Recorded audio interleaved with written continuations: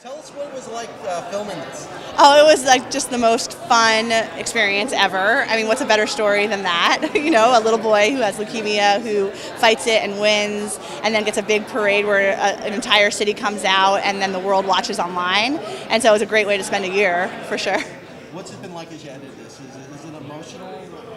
It was just a lovely story. I think, what the biggest takeaway for me is how so many people came together just to make a little kid happy. And so it is emotional, and it's really, gives you hope about life and gives you hope about people. And it was just an awesome story to keep telling for a year, and now people get to see it, which is great. And what's it like to be in the Bay Area premiering this? Well, that was actually very important to me, is to have a film finally that was based in the Bay Area, and now to be screening it in the Bay Area is awesome. This is my favorite film festival to come to. It's 15 minutes from my house, and it's such a party, and so it's great. I love it. I'm so excited. What do you think of opening night?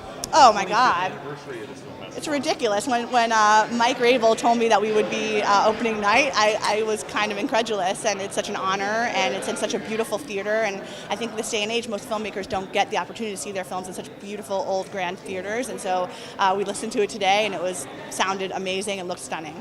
What was it like working on this project? It was a blast.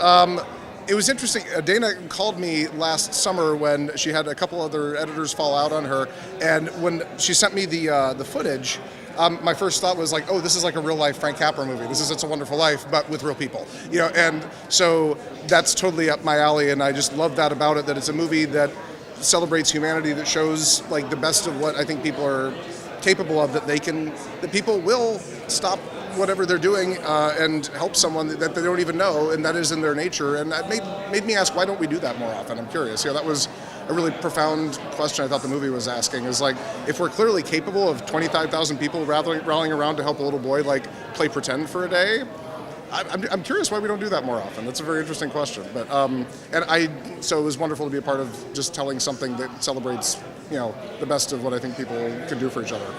Did the whole city get into it as much as it was hard to edit? It was a lot of fun to edit. It was on a tight schedule.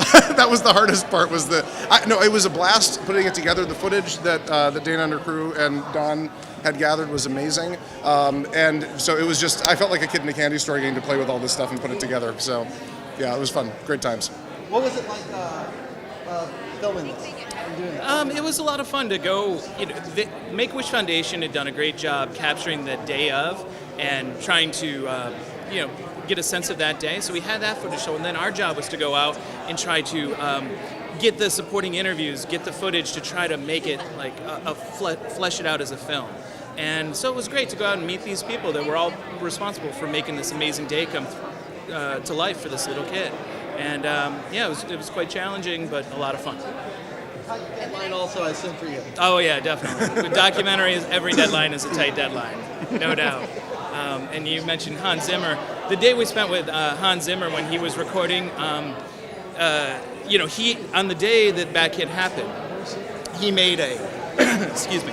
On the day that Batkid happened, he made a recording for Miles, like his own little Batkid theme.